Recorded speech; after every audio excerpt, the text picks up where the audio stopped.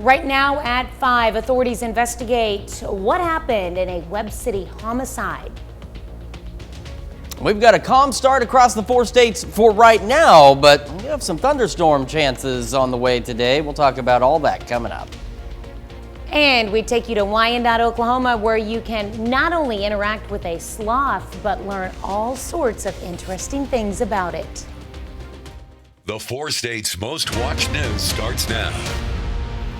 Good morning and welcome to the KOAM Morning News. It's 5 a.m. I'm Tanya Bach. I'm Chris Warner, so I hope everybody had a good Easter weekend. Everything go okay? Pretty good. Good. Everything go okay at home? Okay, that's good. That's good. Hey, that's a good way to start off the week because it's Monday, but at least on this Monday we have something to be joyous about. Everybody hopefully had a good weekend. We do have some thunderstorm chances on the way across the area though. Now right now the Skywatch Storm Tracker is relatively quiet and it should remain that way at least for the next few hours.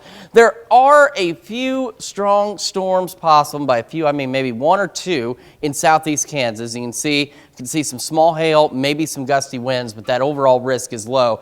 And check this out. Now, these chances don't go very high, but they kind of fluctuate here and there because we're looking at scattered storms throughout the day. And we're not talking a ton of rain. While we need the rain, we're not talking a ton of it. And you can see roughly where those thunderstorms may be with some of those heavier rainfall totals. Let's take a real quick look at what we're looking at. Later this morning, could see a few storms clipping our northern counties up by Stockton by noon. And then later this afternoon into the early evening, we're expecting some thunderstorms to develop. That's our better chance for seeing a strong storm or two. And then we'll see some redevelopment later this evening. And then by about 11 o'clock or so, that's going to start to make its way out of our area. All right, what are we doing right now? Well, we're 51. South-southeast breeze at 6. We are looking good across the area. Decent start to our Monday. 49 Pittsburgh, 51 Iola, Chanute, Parsons, Miami, 53 in Chetopa, and 49 as we get the day started in Neosho. Temperatures will climb into the mid-60s by late morning. We'll also see the clouds increasing across the area ahead of these scattered storms. And again, these are going to be scattered, not all over the area, but we'll start to see them more often as we head into the afternoon. Highs pushing the lower 70s. As we head into this evening, we're talking lows in the lower 50s, and again a few more isolated storms out there, a couple of scattered storms, but the good news is nothing too crazy. We'll get to the weather trivia later. You know when that's coming. All right, 71 again tomorrow. We have a very tranquil week after we get through today. We're in the upwards of mid-70s, upper 70s all the way through Friday, partly cloudy skies, and we're watching some thunderstorm chances as we head into this upcoming Saturday, but otherwise an absolutely beautiful forecast once we get through today. Tanya? All right, thanks, Chris. Well, the search is over for a pair of kayakers who went missing on Beaver Lake. Authorities say they have located the bodies of Chuck and Charlie Morris, kayakers missing on Beaver Lake since March 16th. Major Kenneth Paul of the Benton County Sheriff's Office led the search efforts, utilizing many resources from across the nation and organized the daily operations of these efforts. On Saturday, efforts were combined with Carroll County MDS and Christian Aid Ministries search and rescue team out of Tennessee. Sheriff Sean Holloway, along with the family of Chuck and Charlie Morris, would like to thank all the men and women who donated their time and efforts to help recover the 2 missing men. Early on Sunday morning, police officers in Webb City discovered an unresponsive female behind a home after being alerted to a disturbance in the neighborhood. It was after 3 Sunday morning when officers responded to the disturbance in the 1000 block of West 1st Street. In a media release, Webb City Police Chief Don Melton said, quote, officers began CPR until EMS arrived on the scene. The victim was transported to a local hospital where she was pronounced deceased. Webb City Police are investigating this case as a homicide. According to the press release, Webb City PD believes the incident is an isolated one, that the victim was targeted. An autopsy is scheduled for later this week. We'll keep you updated as more information becomes available. Creation Life Park is a favorite for animal lovers from our area to visit. The park is home to a variety of exotic animals. KOAM Shagun Bamadeli joins us in studio and has more on a special encounter you can have right here in the 4 states with one of these exotic animals. Thank you, Tanya. Creation Life Park added a new resident to its family, a sloth named Flash. Now, they are offering a unique opportunity to get up close and personal with the creature.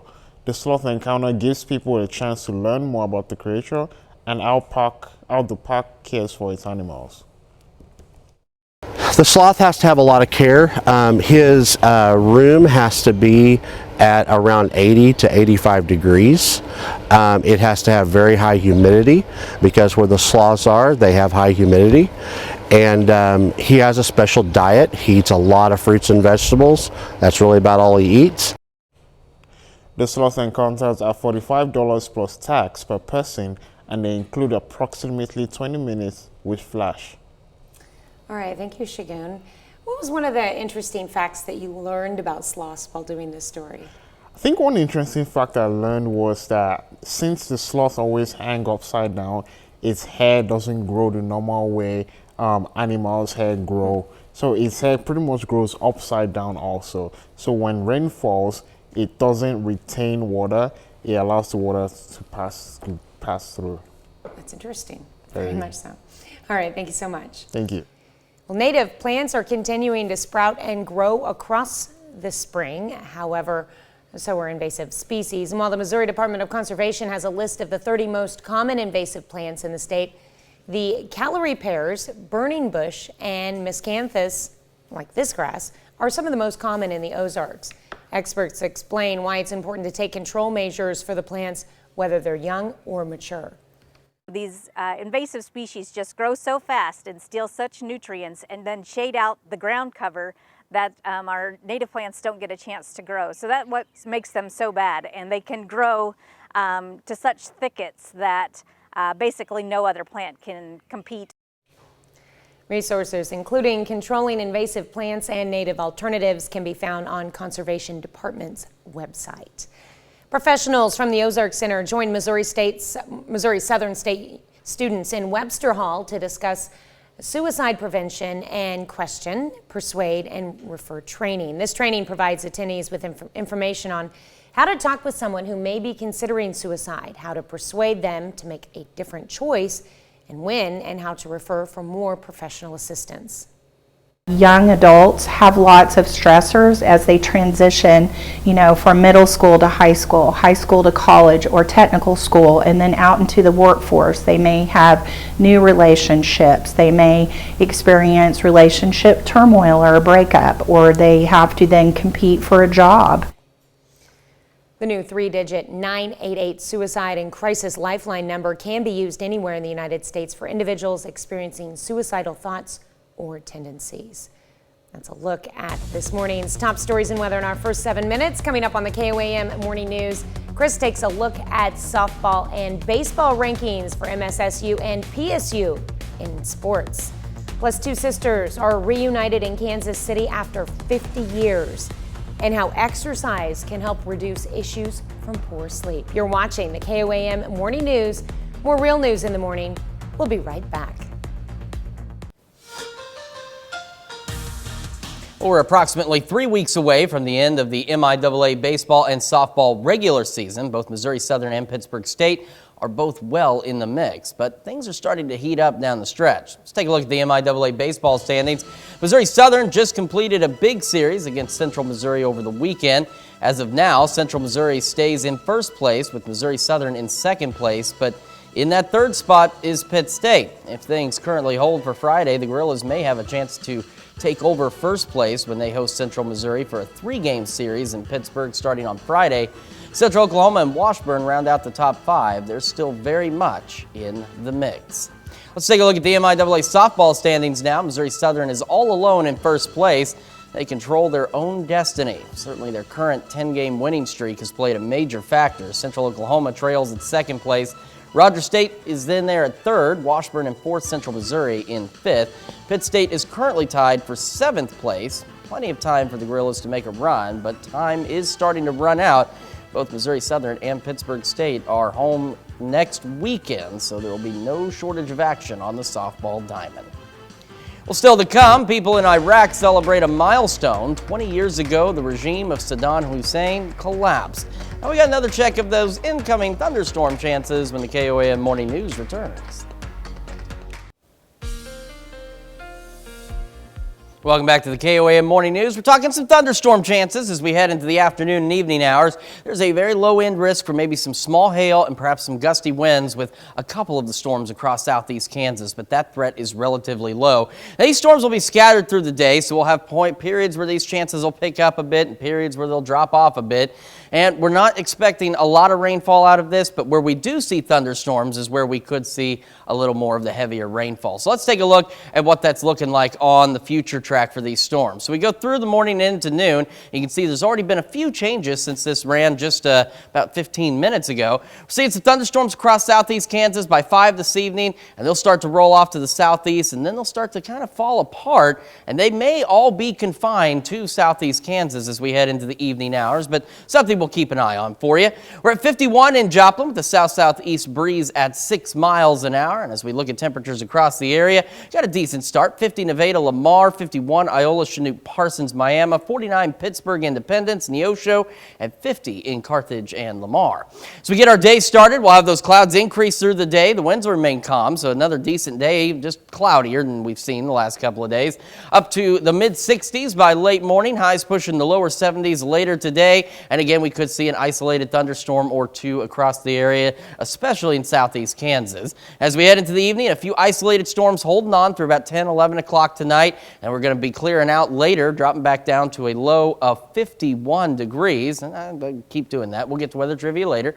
After today, though, we have a pretty nice day ahead of us. We're looking into the 70s, near 80 by the end of the week, partly cloudy, mostly sunny skies out there. Our next best chance of storms doesn't arrive until Saturday, which we'll keep an eye on because, as you see, we also have about a 10-degree drop in temperatures there as well. However, we rebound pretty decently, pretty quickly. No freezing overnight lows expected anytime soon.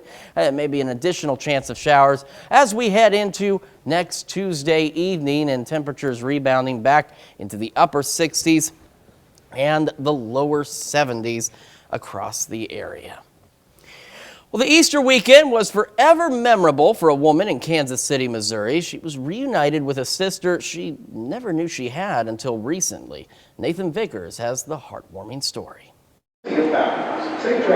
Every arrival brings anticipation. It's been very emotional and very exciting. Melissa Hergert and her Aunt Deb Wittig are waiting for someone they barely know. I'm nervous, anxious. My heart is pounding. And yet their connection runs deep. As a small child, I had heard that I had a sister that was given up for adoption. I wasn't really expecting that I'd ever get to meet her. Melissa was less than a year old when her mother Linda placed her older sister Amy Leonard for adoption. In more than 50 years, the two sisters have never met. Sister was pretty young and she was having a rough time, so she made that decision. She gave the child up for adoption. Last fall, Wittig had started searching. It was just this missing piece to our family puzzle. And it turns out Amy had been looking too. Oh gosh, there's somebody looking for you. They arranged a meetup in Kansas City during her spring break.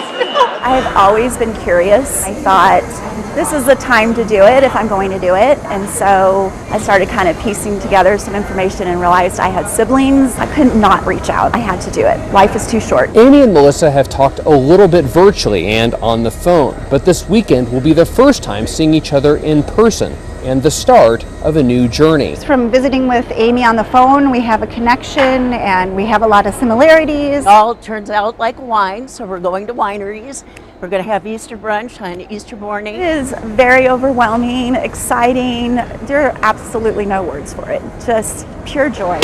It's time well spent. Just everything I thought it would be. This weekend, their journeys brought them to the same destination. We're looking forward to just actually getting to see each other face to face and spending time together and building that relationship. For a reunion decades in the making. Certainly an incredible story. Brings us to our question for you this morning. Have you used social media or a genetic testing service to find family members? Yes or no? We want to hear from you. You can take time to vote through our website at KOAMNewsNow.com/vote. You can also do so through the KOAM News Now app, and of course take part in the discussion on our Facebook page. We'll be back with more right after this. Topping Health Watch this morning, maternity wards are closing across the country, forcing expectant mothers into long drives for care. According to a report by the healthcare consulting firm Chartis, 217 hospitals in the U.S. have closed their labor and delivery departments since 2011. At least 13 such closures have been announced in the past year alone. The Chartis report says the states with the highest loss of access to obstetrical care in Minnesota, Texas, Iowa, Kansas, and Wisconsin, with each losing more than 10 facilities. One of the reasons for the closures is money. Now, according to the American Hospital Association, 42% of births are paid for by Medicaid, which has low reimbursement rates. Other reasons also include a low volume of births and staffing and recruitment. A lot of people who are dealing with long COVID say they're having trouble sleeping. A new study shows about 40% of patients with long COVID report moderate to severe sleep issues. People with long COVID suffer symptoms weeks, months, and even years after the initial infection. The report was published last week in the Journal of Internal Medicine, and researchers analyzed the sleep patterns of 962 patients who were treated at the Cleveland Clinic's Recovery Clinic. And more than 2/3 of them reported moderate to severe fatigue, while almost 22% said they were dealing with severe fatigue. Black patients with long COVID were significantly more likely to report having issues sleeping. Well, a new study says increasing your physical activity levels can lower mortality risk from poor sleep. University researchers from China used data from more than 92,000 health monitored adults. Sleep and activity levels were classified to measure mortality risk, and those who experienced a lot were not negatively affected by low sleep. Short sleepers doing little exercise had 69% higher risk of cardiovascular disease. Long sleepers who rarely exercised had a 21% higher cancer risk. And a new medical study reminds Americans why heart disease is a silent killer. About 45% of all heart attacks happen without classic symptoms of underlying problems. That's according to a study published in the Annals of Internal Medicine. The study says about half of all participants had signs of coronary artery disease or atherosclerosis, where plaque builds up in the arteries, but they did not have prior symptoms. About 36% had non-obstructive disease, but with some plaque present, and 10% had obstructive disease, putting them at risk for heart attacks. Well, a new study finds there are 45 reasons why you should limit your sugar intake. Researchers in China say consuming more than 6 teaspoons of sugar per day can increase your risk of developing 45 different health problems. They include heart disease, depression, diabetes, and death. The study focuses on free sugars, which are added to foods or drinks. Researchers analyzed 73 studies from more than 8,600 articles, which focused on health outcomes in children and adults. That's a look at some of today's top health stories. You're watching the KOAM Morning News. We've got ourselves a pretty calm start across the area this morning, but we're watching the possibility of a couple of scattered storms this afternoon. We'll take a look at that forecast when we come back. Right now at 5:30, Route 66 Theaters partner with the Joplin Humane Society to help adopt out some animals. Got a fairly calm, decent start to our Monday morning following a very nice weekend, but we are tracking some thunderstorm chances. We'll take a look at all that coming up. And a cat show rolls into the 4 states, and yes, they're as adorable as they look. The 4 states' most watched news starts now. Good morning and welcome to the KOAM Morning News. It's now 5:28. I'm Tanya Bach. I'm Chris Warner. So we had a very pleasant weekend for the holiday. I hope everybody had an opportunity to enjoy it. But, well, we're looking at a few thunderstorm chances as we head into our afternoon hours today. So we do have the possibility of a strong storm or two, especially in southeast Kansas. And you can see that the overall risk is relatively low. We're talking maybe some small hail and perhaps some gusty winds out there, but nothing that we're too terribly concerned about. We'll see those chances pick up again late morning into the afternoon and through the evening hours across the area. And the latest run on the computer models here suggests that a lot of this is going to stay confined to southeast Kansas. So here we are about 5 o'clock, a decent batch of showers and thunderstorms, probably our best window for a couple of strong storms as we head through 5 through 8 o'clock. And then that all just starts to turn back around and head to the southeast, and we start to clear out as we head into the evening hours. MoDOT camera, 20th and Range line, looking back to the north, looks good. Same with the KDOT camera at 69 and 400, just south of Pittsburgh. In Joplin right now, we are sitting at 51 with a south-southeast breeze at 6 miles an hour. Got good temperatures across the area. 50 Lamar, 51 Parsons, Chetopa, Miami, 50 Neosho, 49 in Pittsburgh. So we get our day started. Well, the clouds increase, temperatures warming up into the mid-60s by late morning. Heading into the afternoon, again, a few scattered storms, especially in southeast Kansas, otherwise cloudy, lower 70s. And as we head into this evening, we'll have a few isolated storms, as you saw out there. And then after that, we actually turn to mostly clear skies, dropping back down to lows in the lower 50s. Tanya? All right, thanks, Chris. Well, Carthage hosts the Minster Dog Show and Adoption Fair in Central Park. The dog show went to benefit the Carthage Humane Society. To enter a dog in the dog show, all you had to do was donate $10 or a supply list item. There were 8 adoptable dogs at the show from the Carthage Humane Society. This is the Minster Dog Show. It's a fundraiser for the Humane Society. It is an adoption fair and supply drive. Events like this help us with adoptions, really, and getting our name out there. We're kind of out in the middle of nowhere, so getting our name out there is really a big part of our mission. The Carthage Humane Society is looking for more families to adopt pets. Well, Route 66 Movie Theater and the Joplin Humane Society partnered together to pair 4-staters up with some furry dog friend. Participants were invited to come watch the new Super Mario Brothers movie alongside several of the Humane Society's most adoptable dogs. The Humane Society also had links and materials for anyone interested in volunteering or donating to the organization. Starring Yoshi, one of our longest dogs that has been at the Joplin Humane Society. So cumulatively, he's been there for over 365 days now. He's a really sweet pit bull mix. He just loves to love. Like, that's really the biggest thing I could say about Yoshi is he is the biggest lover. Great name. The Humane Society is currently looking for more families to adopt and more volunteers to help pitch in. The Cat Fanciers Association and the Show Me Cat Club hosted the Southwest Missouri Cat Show in Neosho. KOAM's Carrie Worthen was there with a front row view of these felines. Great feel. This is my 120 purebred and household pet cats compete for top cat in different judging rings. Mancoon, Siberians, Persians, Siamese are just a few of the breeds at the cat show. So we have championship, premiership, kittens, and household pets. So championship is like your breeding cats, your intact cats. Premiership is spayed and neutered cats. Kittens obviously is 4 to 8 months old.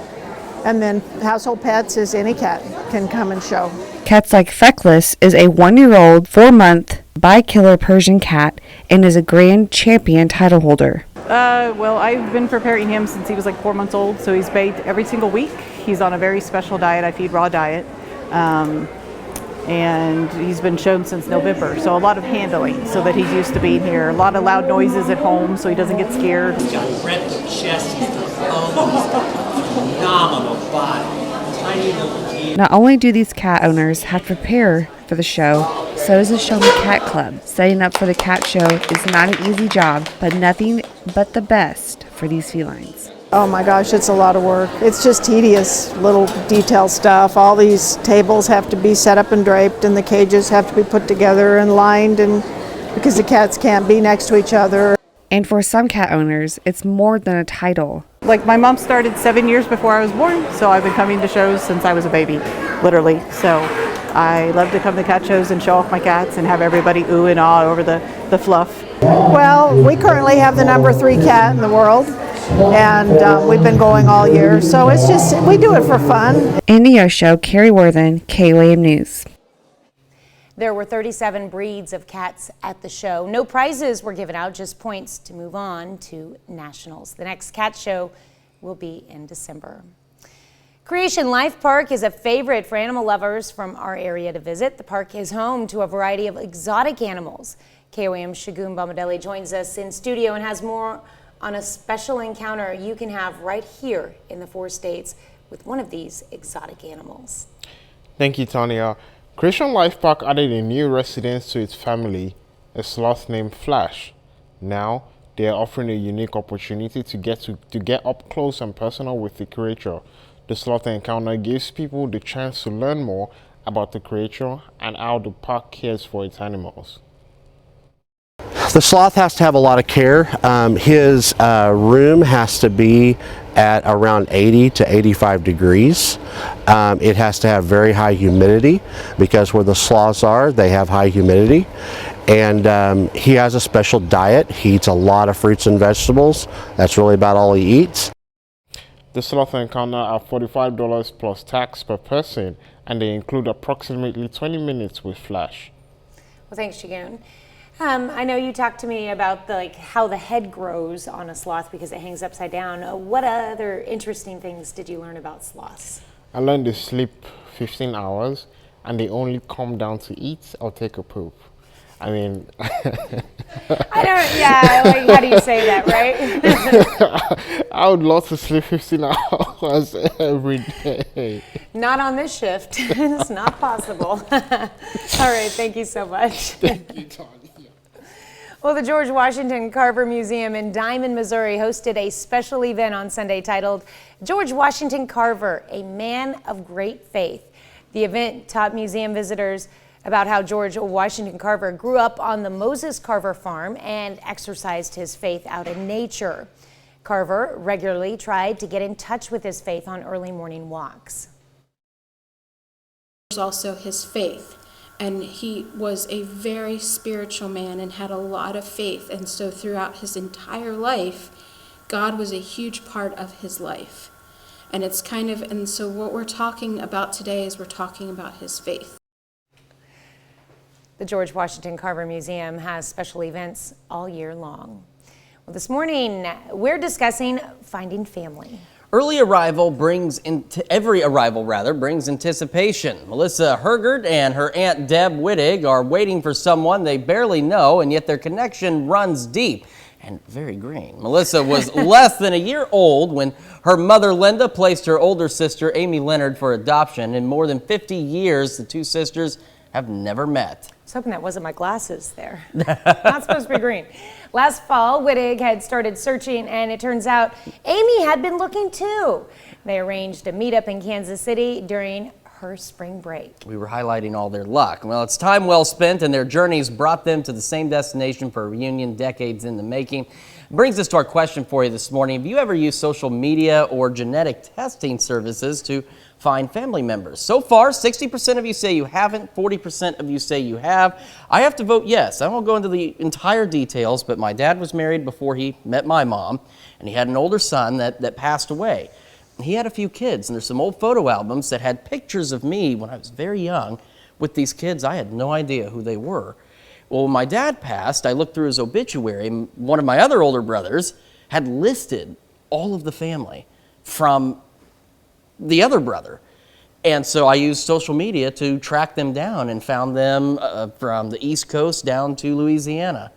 So it was just very interesting to catch up with this family that I had and didn't really know I ever had, because some of them did not keep the Warner last name. So interesting. It was interesting to find them, and it's been neat making that connection again all these years later. That's really cool. All right. Well, that's a look at our top news stories. Coming up this half hour in the KOAM Morning News, we go to Texas to learn more about the blue bonnet flower. Plus, the last surviving prosecutor from the Nuremberg trials passes away at 103. We'll have the latest. You're watching the KOAM Morning News. More real news in the morning. We'll be right back, but first, here's a live look at the Veterans Park in Galena, Kansas.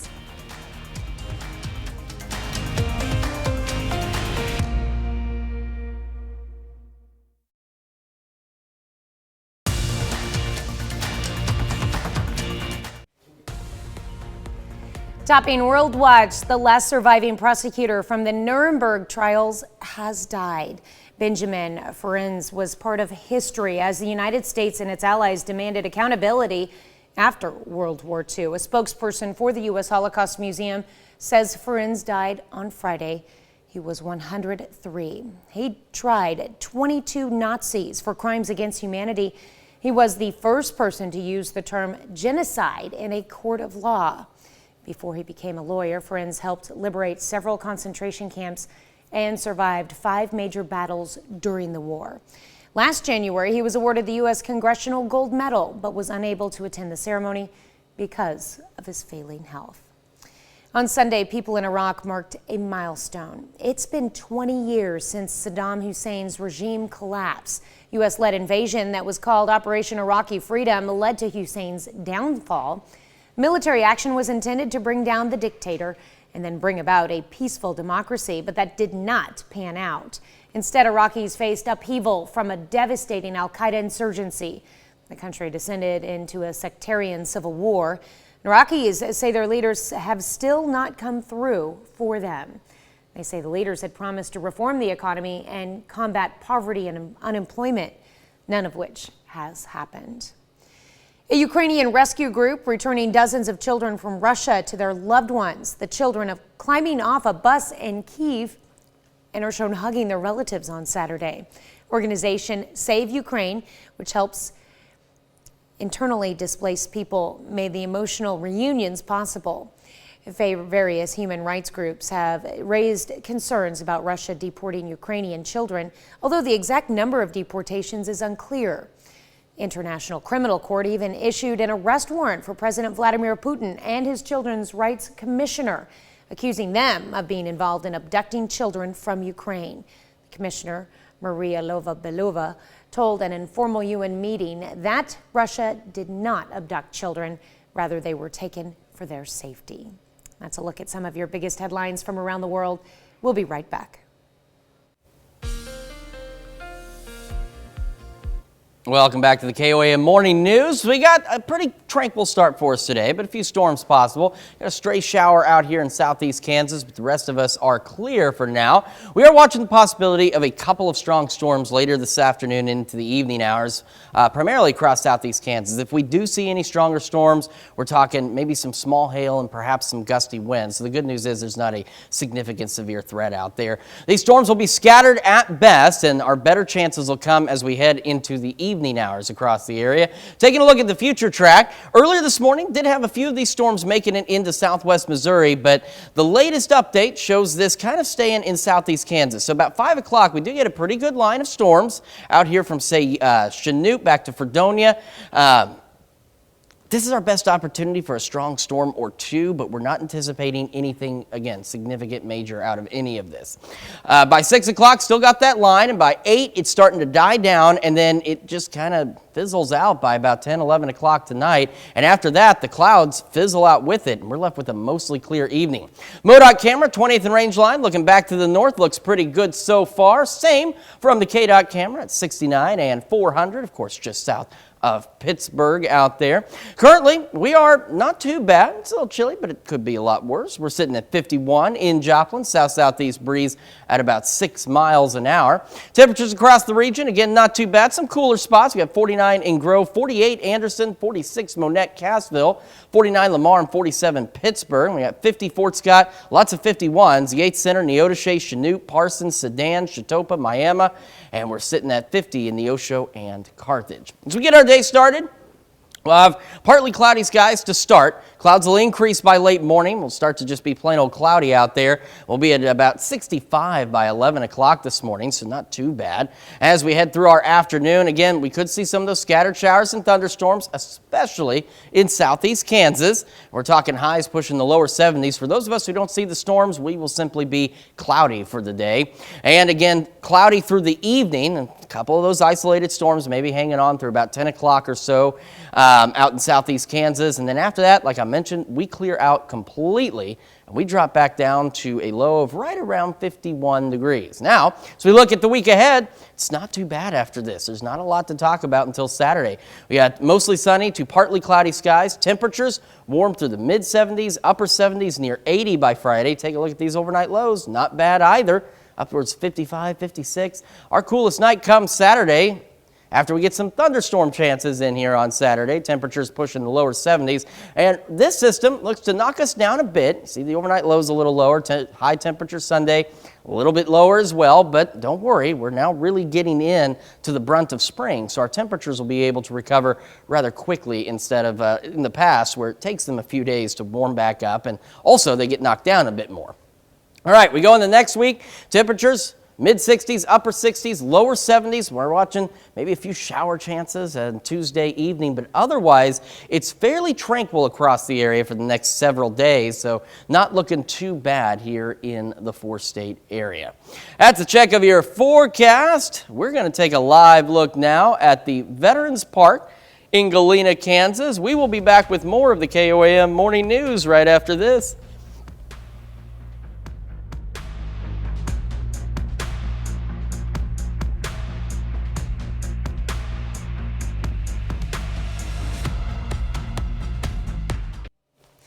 Well, a blanket of blue is starting to cover North Texas fields. It's bluebonnet season, a time to bask in their beauty and snap pics for social media. Photojournalist Manuel Villa takes a closer look at the history behind Texas's state flower.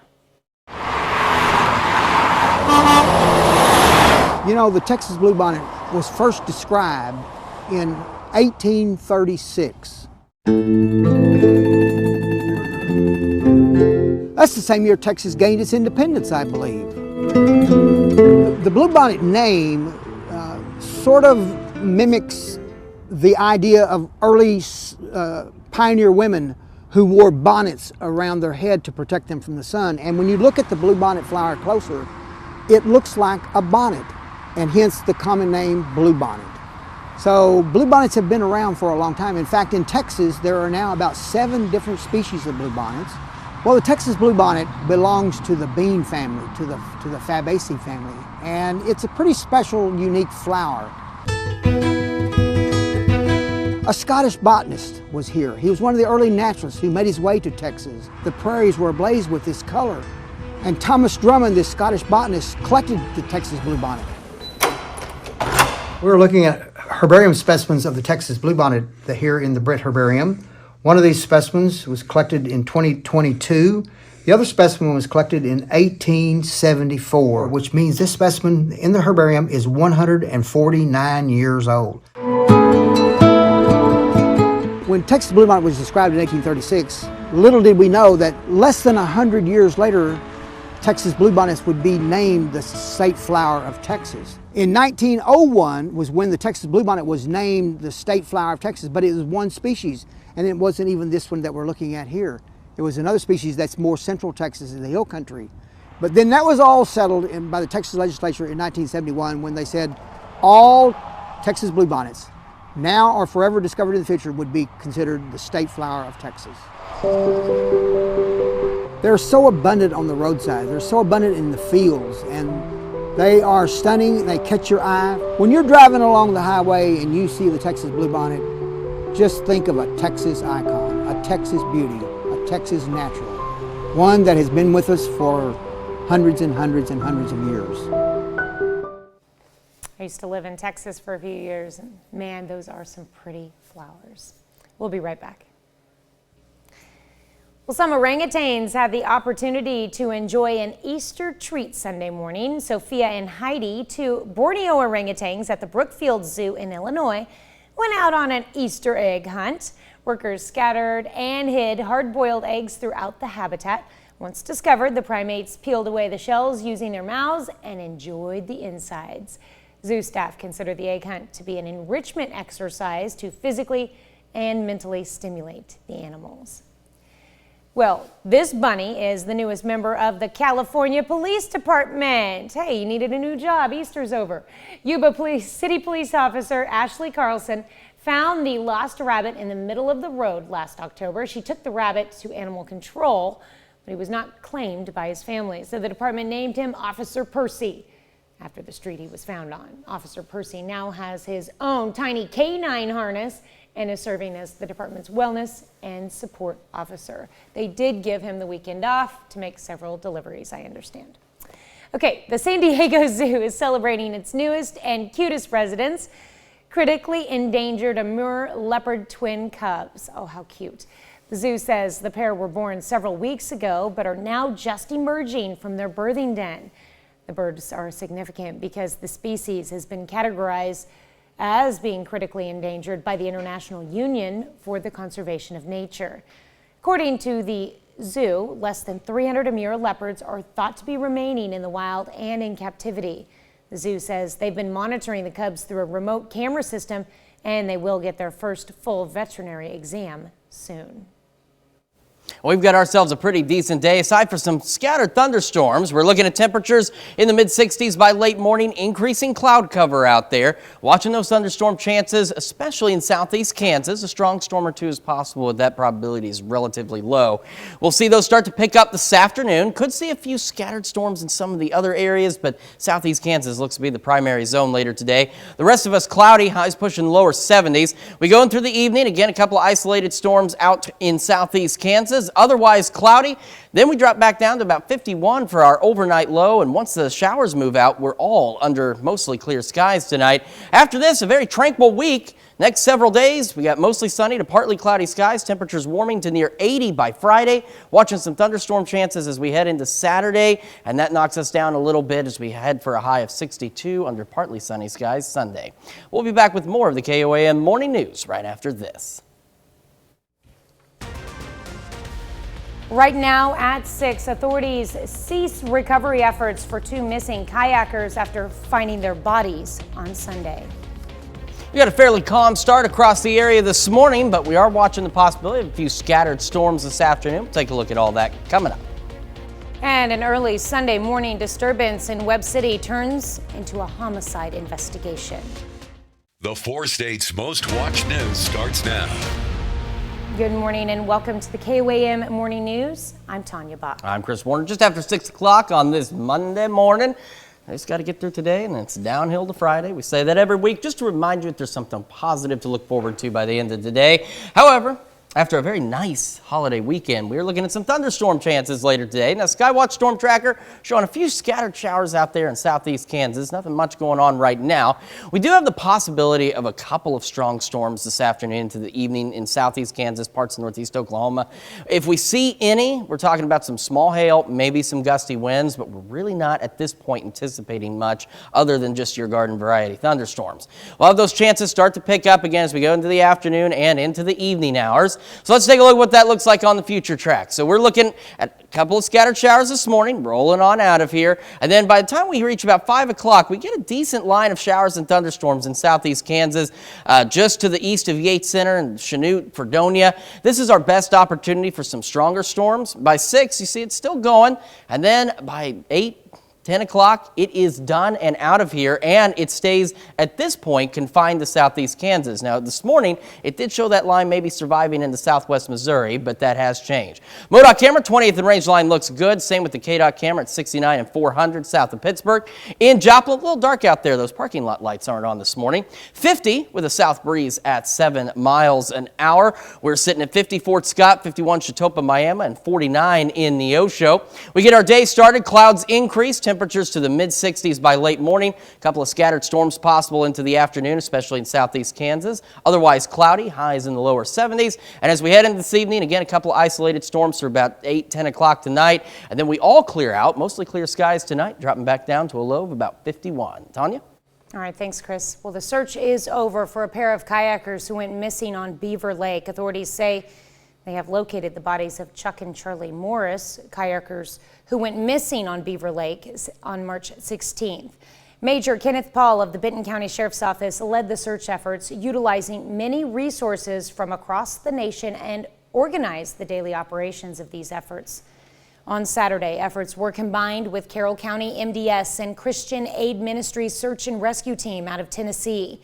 Sheriff Sean Holloway, along with the family of Chuck and Charlie Morris, would like to thank all of the men and women who donated their time and efforts to help recover the 2 missing men.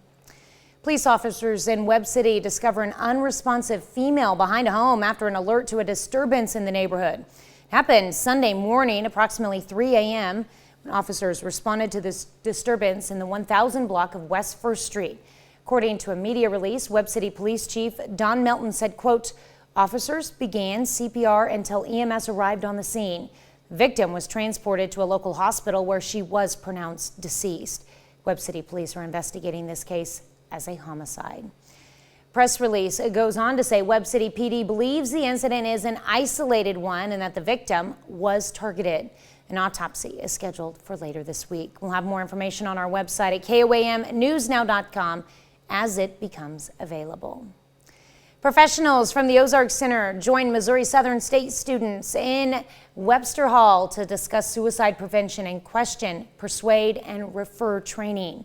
This training provides attendees with information on how to talk with someone who may be considering suicide, how to persuade them to make a different choice, and when and how to refer for more professional assistance. Young adults have lots of stressors as they transition, from middle school to high school to college or technical school, and then out into the workforce. They may have new relationships. They may experience relationship turmoil or a breakup, or they have to then compete for a job.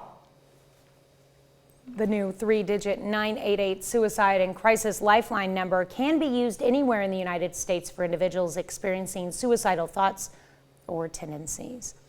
The issue of abortion rights could be heading back to the U.S. Supreme Court after 2 federal judges issued dueling rulings that could impact access to abortion medication.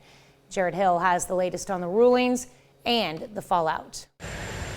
The White House is preparing to fight a Texas federal judge's ruling that seeks to invalidate the FDA's approval of the abortion pill mifepristone. The Secretary of Health and Human Services even hinted on CNN Sunday that the administration could ignore it. Everything is on the table. The president said that way back when the Dobbs decision came out.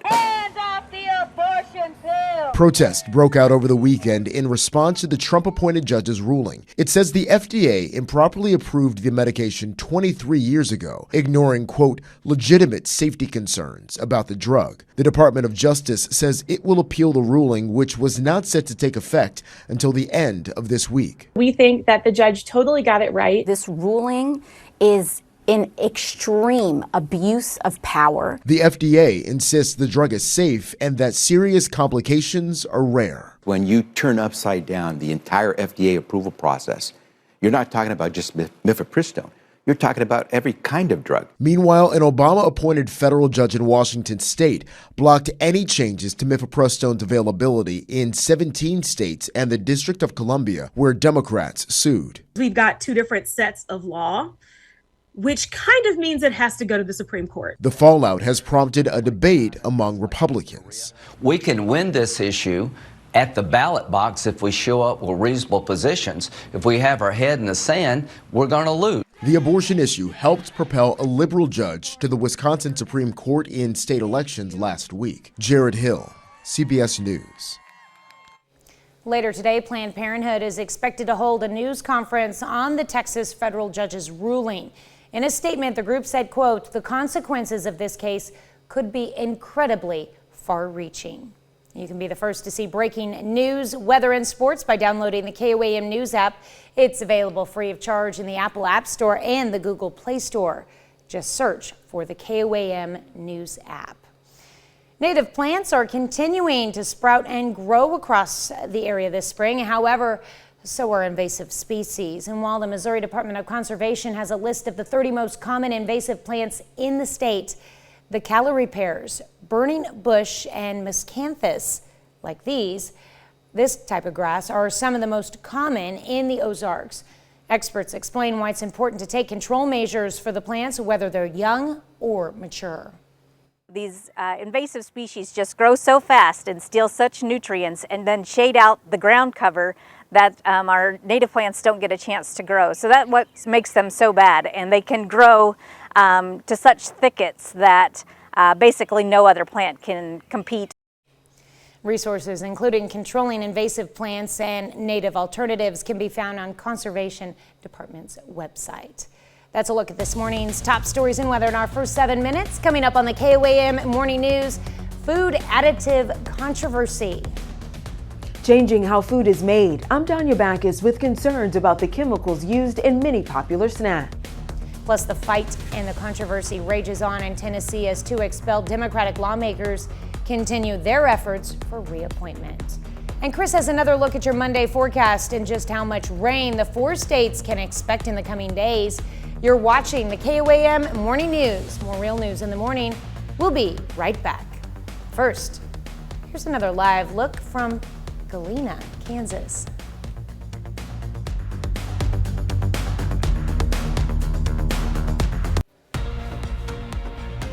Topping Nation Watch this morning, a woman is recovering after sheriff's deputies say she was found alive inside a vehicle underwater.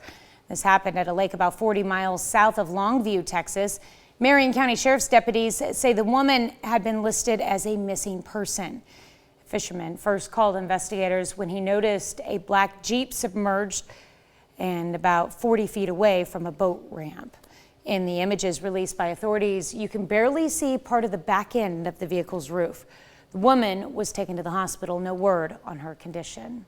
Well, during early morning prayers at Sunday's Ramadan service at the Omar Mosque in Patterson, New Jersey, a man allegedly lunged towards Imam, saying Syed el-Naqib, and stabbed him at least twice. That's according to a mosque spokesperson.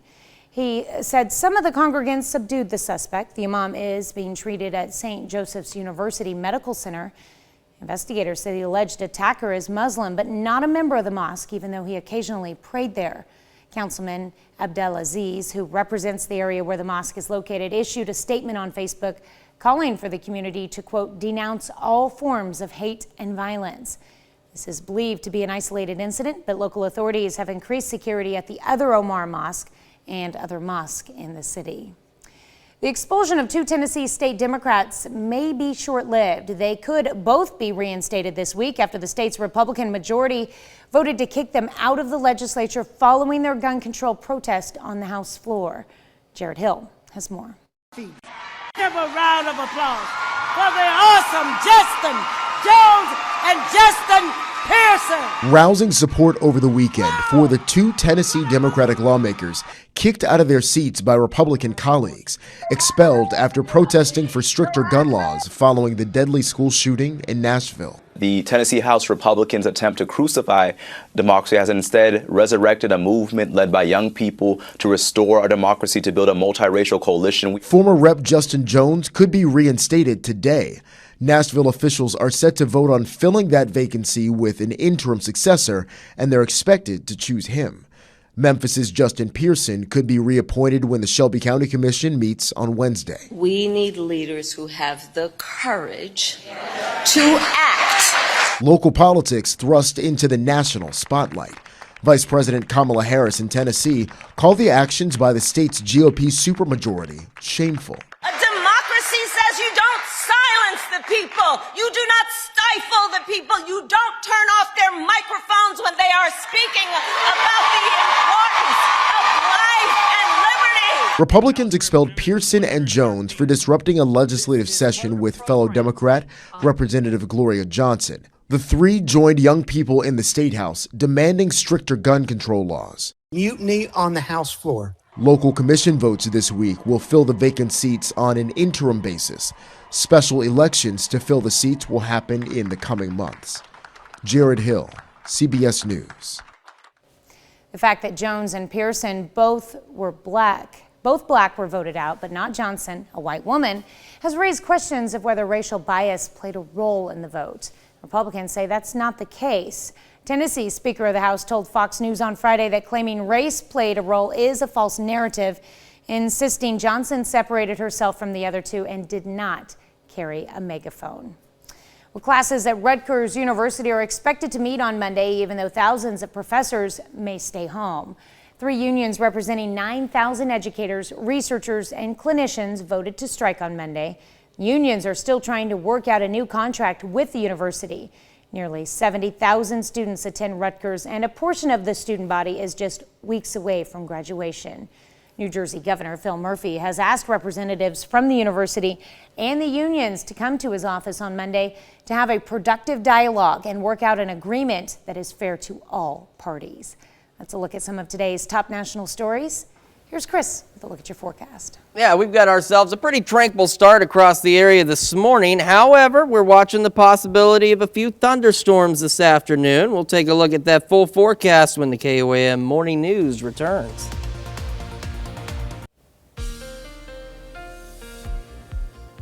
Welcome back to the KOAM Morning News, 6:18 on this Monday morning. Hope you all had a beautiful Easter weekend. The weather was perfect across the area.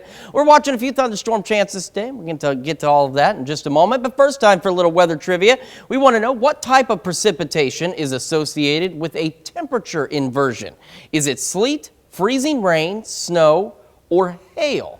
Don't let that image fool you. That's not necessarily a giveaway.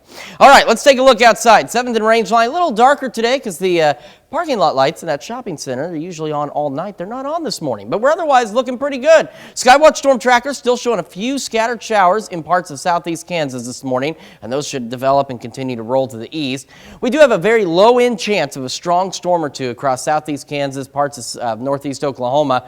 If we saw any stronger storms, it'll be later today, and they'd be capable of some small hail and maybe some gusty winds. It's nothing that we're too terribly worried about right now. Those thunderstorm chances will ramp up a little bit as we head into the afternoon and evening hours across the area, and they'll be primarily focused, at least right now, across southeast Kansas. So here's those showers this morning. They'll roll on off to the east slowly. And then by about 5 o'clock, we start to see a few more thunderstorms. Pretty good line develop across parts of southeast Kansas, say from Chanute, just east of Yates Center, down to Fredonia, back into Chautauqua County. That's where our best window between 5 and 6 is going to be if we saw a stronger storm or two. This would be the point in which we saw it. Now, earlier model runs did have this line actually pushing a little further to the east into southwest Missouri, but right now the thinking is as we head into the late evening hours, this line of storms dies out, rolls off to the south, and is gone by about 10 o'clock tonight. And then after that, we are left with clear skies for the overnight hours. MoDOT camera at 20th and Range Line looks pretty good, pointed back to the north here. Traffic is flowing, and that's always a good thing.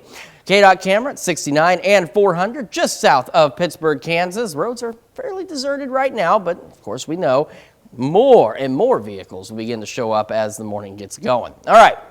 Here's where we're at. 50 degrees in Joplin. We got some clouds out there, otherwise not bad. South breeze at about 7 miles an hour. Across the area, again, not a bad start for us. 49 in Lamar, Nevada, Fort Scott, 48 Pittsburgh, 52 in Parsons, 49 Miami, and 48 in Neosho.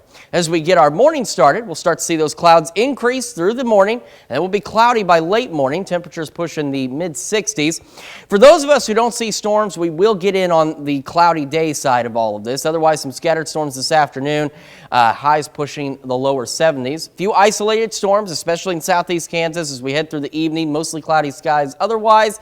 And then by the time we head into the overnight, we're dropping back down to a low of around 51, and we will all have mostly clear skies through the evening hours. All right, back to our question. What type of precipitation is associated with a temperature inversion? Well, if you happen to pick B, freezing rain, you would have been correct. In fact, freezing rain starts out as snow at higher altitudes, melts completely on its way down by passing through a layer of warm air. And then, of course, we call it freezing rain because by the time it gets to the surface, temperatures are cold enough that it freezes on contact. And that's why it's freezing rain. It falls as rain, but freezes on contact because the ground temperature is so cold. We don't have to deal with any of that, not for a while. We've got ourselves a nice week, too. We've got mostly sunny, partly cloudy skies, temperatures pushing near 80 by Friday, some thunderstorm chances on Saturday, up to 72, and that system kicks us down a little bit. We'll be in the lower 60s as we head into Sunday. That's Check Your Forecast. We're back with Health Watch right after this. Topping Health Watch this morning, COVID-19 continues to cause life-threatening illnesses for many, but new data published in JAMA Network Open could help people understand which treatments work the best. A clinical trial conducted early in the pandemic found that in the worst cases, the immunosuppressant drug Ankara offered no significant difference in outcomes, including death. But researchers say the drug could play a part in early treatment for patients with less severe cases. Colorectal cancer survivors are helping their loved ones get checked for the disease. A report from BGI Genomics found that 2/3 of people who had colorectal cancer or a family history had taken their family members for screening. Current guidelines say those with family history should get checked starting at age 40. or 10 years before the earliest colon cancer diagnosis in their family. When it's detected early, the 5-year survival rate is 90%. And more evidence suggests that pregnant women who are infected with COVID-19 during delivery are at greater risk for complications and even death. Researchers at the University of Southern California tracked national data from early in the pandemic, found pregnant patients with COVID at delivery were more likely to experience severe respiratory complications, and maternal mortality rates were 10 times higher when compared to uninfected patients. Well, some popular candies and snacks are being put under the microscope. Lawmakers in California are concerned about chemicals added to foods, including red dye 3 that could be dangerous for your health. Food additives have been banned in Europe for years. Danya Bacchus explains. Hendrix, do you want strawberries?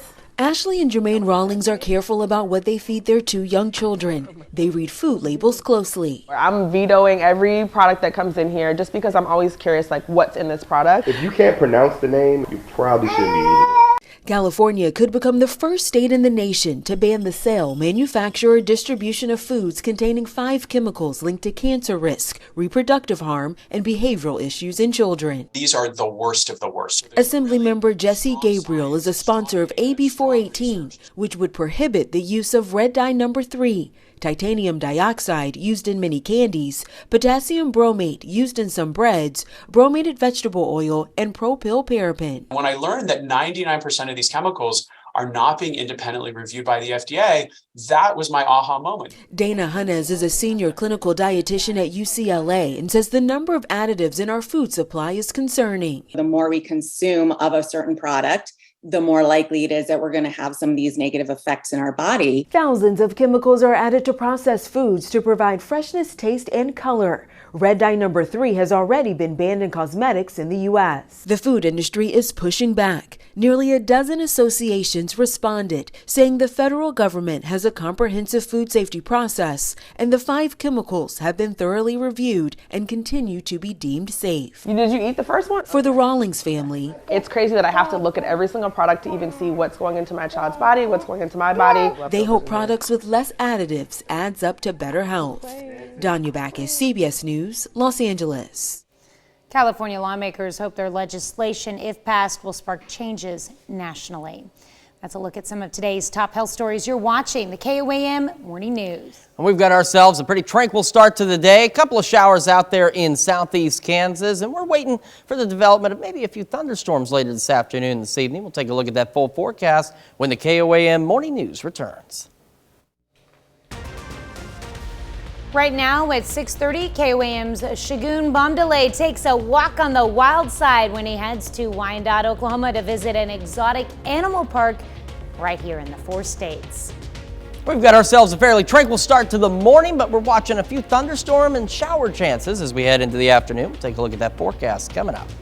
And it's a dog's life in Webb City as the Route 66 Movie Theater and the Joplin Humane Society team up to help find some forever homes for man's best friend. The 4 states' most watched news starts now. Good morning and welcome to the KOAM Morning News. It's now 6:30. I'm Tanya Bach. I'm Chris Warner. So we had a very pleasant Easter holiday weekend. Hope everybody was able to enjoy it. Unfortunately, at least today, we do have a few showers, maybe even some thunderstorm chances out there.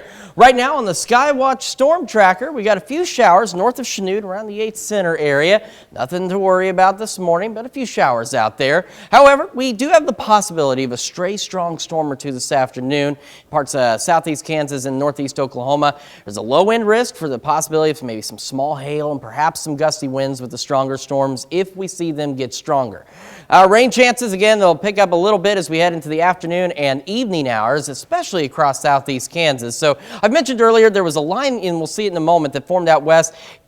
Earlier model runs showed it making it to southwest Missouri. Right now, it shows it dying out in southeast Kansas. But, of course, we'll keep an eye on all the latest updates. So there goes those showers. And then as we head into this evening, around 5 o'clock, we get this line of showers and storms. Chanute, Fredonia, just southeast of the 8th Center, and into Chautauqua County. And that's going to be our better window for a stray strong storm or two. But, again, it's nothing we're too terribly worried about. As we head to about 8, 10 o'clock, those storms die out quickly and roll out of here, and they take the clouds with them back to the southwest. west, and then we are left with mostly clear skies across the area overnight. MoDOT camera at 20th and Range Line. Looking back to the north, we're looking good so far. Same from the KDOT camera at 69 and 400, just south of Pittsburgh. So far, so good. Taking a look outside at 7th and Range Line, looking all right. 50 degrees in Joplin, south breeze at about 7 miles an hour. Temperatures across the area, not too shabby. A little cooler, 48 Pittsburgh, 52 Parsons, 49 Fort Scott, 53 in Neodesha, 49 Miami, and 48 in Neosho. And as we get our morning started, well, those clouds increasing through the morning.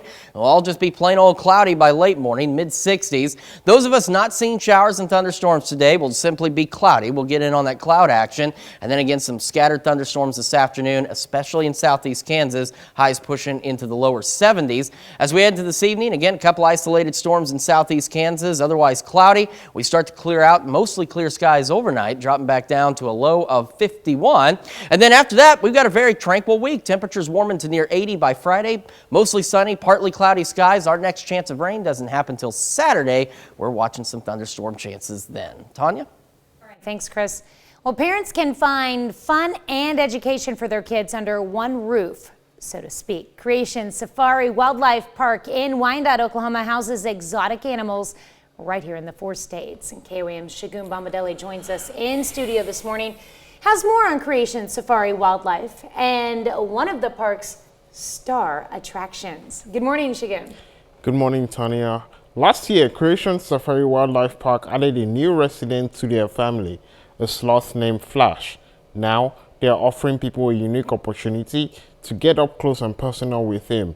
They will get to know Flash's personality and how the park cared for their animals. Creation Life Park in Wyandotte recently started a program called Sloth Encounters. Visitors will have the chance to hand feed and pet Flash the sloth. And so we've been training that to do encounters, and so we just recently started doing those. So what it is, you can pay a little extra fee. You can go in with the sloth. You can hand feed him. You can pet him. Cannot hold him. He doesn't like to be held, but you can feed him and pet him.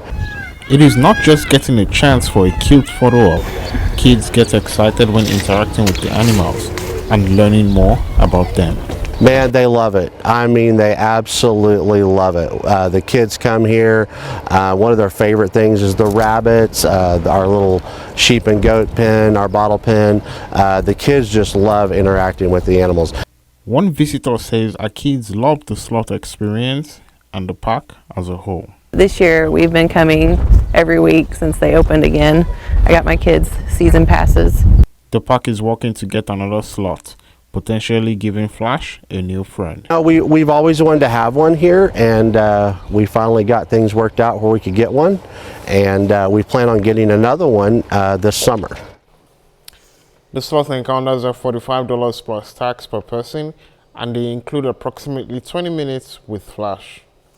All right, thank you, Shagun. I'm curious though, did the park know much about caring for sloths before they acquired Flash? Oh yes, before getting any animal, they do intensive, review, care about the animal, what the animal needs, and where the animal needs to stay before even bringing it to the park. All right, well, thank you so much. Thank you. Well, Route 66 Movie Theater and the Joplin Humane Society partnered together to pair 4-staters up with some furry dog friends. Participants were invited to come watch the new Super Mario Brothers movie alongside several of the Humane Society's most adoptable dogs. Humane Society also had links and materials for anyone interested in volunteering or donating to their organization. Starring Yoshi, one of our longest dogs that has been at the Joplin Humane Society. So accumulatively, he's been there for over 365 days now. He's a really sweet pit bull mix. He just loves to love. Like, that's really the biggest thing I could say about Yoshi is he is the biggest lover. The Humane Society is currently looking for more families to adopt and more volunteers to help pitch in. Carthage also went to the dogs as the city hosted the Minister Dog Show and Adoption Fair in Central Park. The dog show went to benefit the Carthage Humane Society. To enter a dog in the dog show, all you had to do was donate $10 or a supply list item. There were 8 adoptable dogs at the show from the Carthage Humane Society.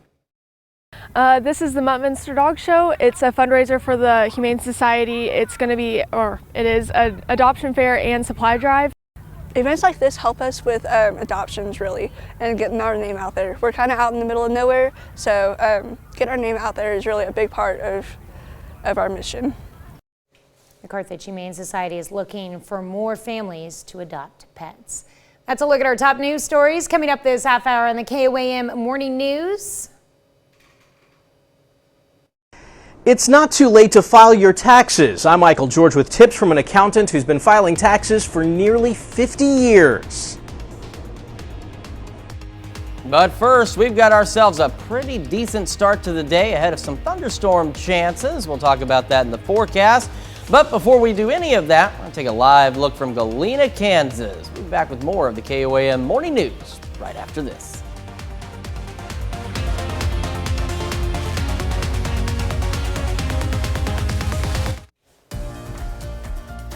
And Consumer Watch this morning. Today, the International Monetary Fund and World Bank spring meetings kick off, bringing together finance ministers, central banks, and other leaders from around the globe.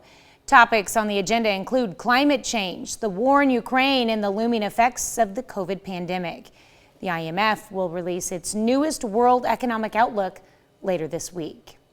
The Super Mario Brothers movie had a mega opening, grossing over $200 million at the box office domestically and an estimated $377 million worldwide this weekend. That shatters the previous worldwide record for an animated film opening held by Frozen 2, which made more than $350 million in its opening. The film, which is based on the popular Nintendo game, also surpassed Marvel's Ant-Man and the Wasp: Quantumania to become the biggest global box office opening of the year so far.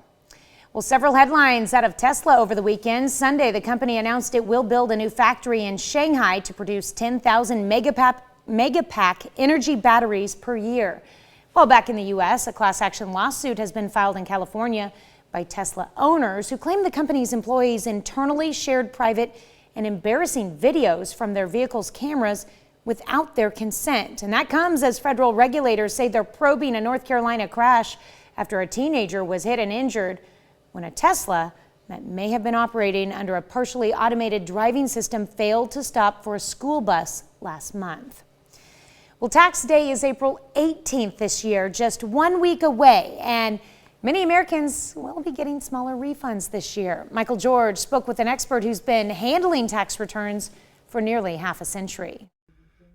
Dottie Pfister has been helping people with their taxes since the early 70s. Some of her clients now are the children and grandchildren of previous customers. It's like old friends coming in, really, because they've seen me for so many years. Like, they come in, they're ready to hug me, kiss me. You know, Dottie, we've been waiting to hear from you. This H&R Block Pro has seen it all, and she's warning her clients to set their expectations lower this year.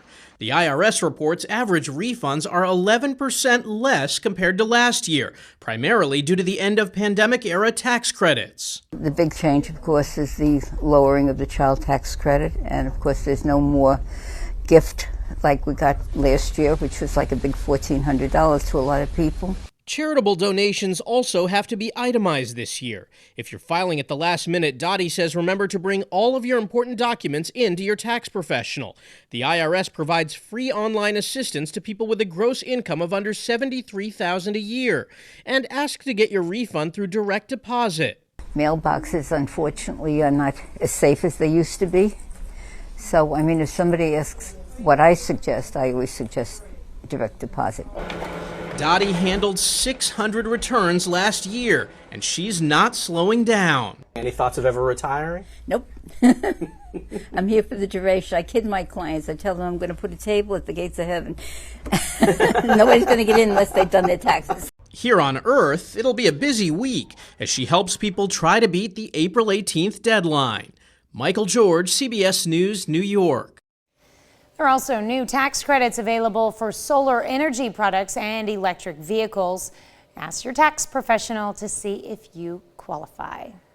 That's it for Consumer Watch. Here's Chris with another look at your forecast. Now we got a few scattered showers across portions of southeast Kansas this morning. These are expected to roll slowly on off to the east. Watching the possibility of some thunderstorms this afternoon. A couple of those could be a little bit on the stronger side in southeast Kansas, parts of northeast Oklahoma. If we saw any stronger storms, we're looking more at the possibility of some small hail and maybe some gusty winds.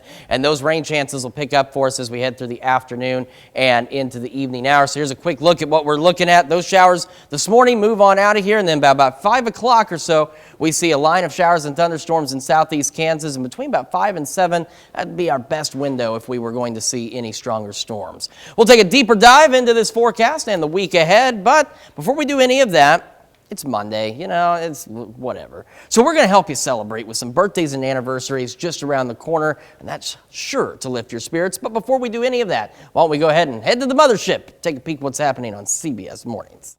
I'm Nate Burleson. Coming up on CBS Mornings, Natalie Morales talks to Congresswoman Katie Porter about motherhood, career, and her new memoir. That's coming up on CBS Mornings. All right, time for some Monday birthdays.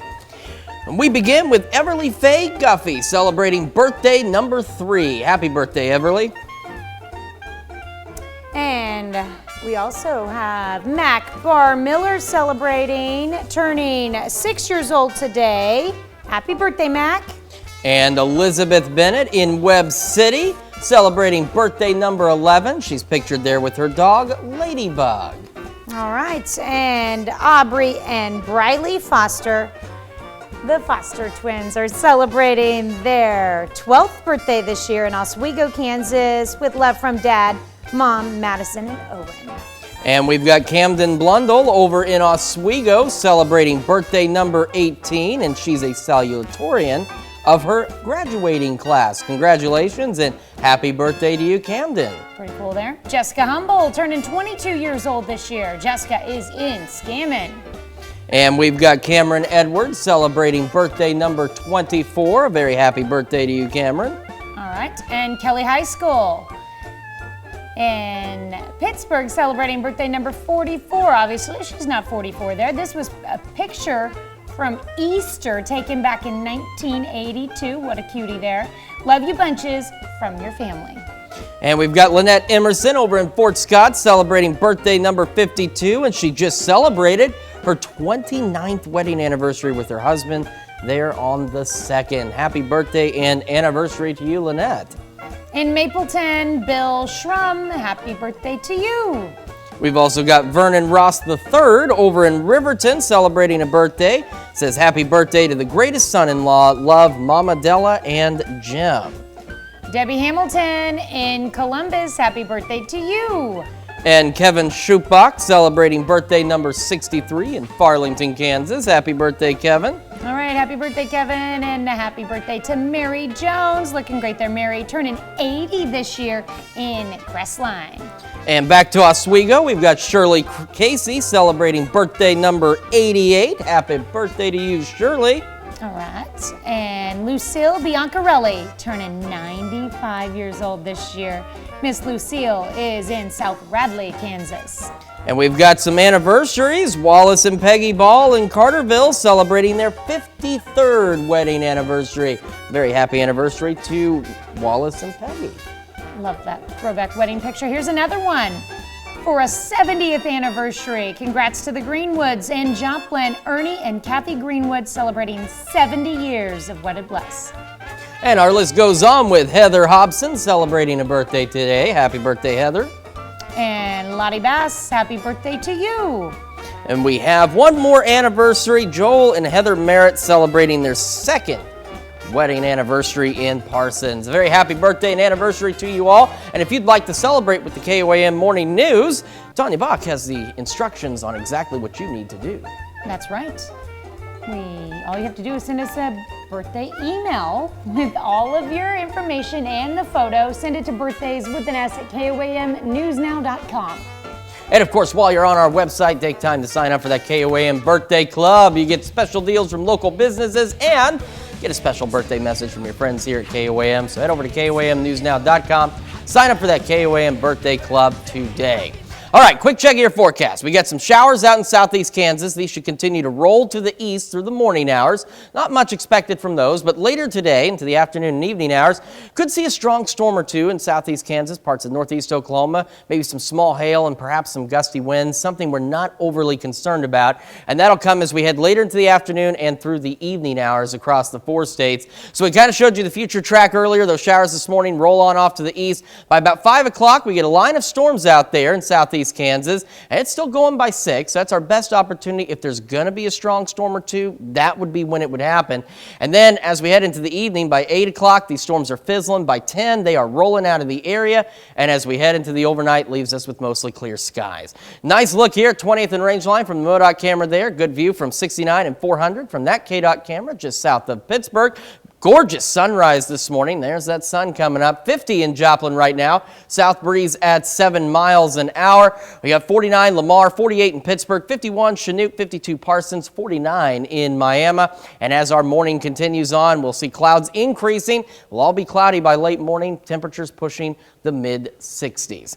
We'll have more on that forecast a little later, but first, coming up when the KOAM Morning News passes it over to Fox 14, we're taking you up to St. Louis, where the United States women's national soccer team touched down to greet the fans and next generation of soccer players before heading off for final World Cup preparations and the defense of their title. We've got all that and a lot more when the KOAM Morning News switches over to Fox 14 in less than 10 minutes.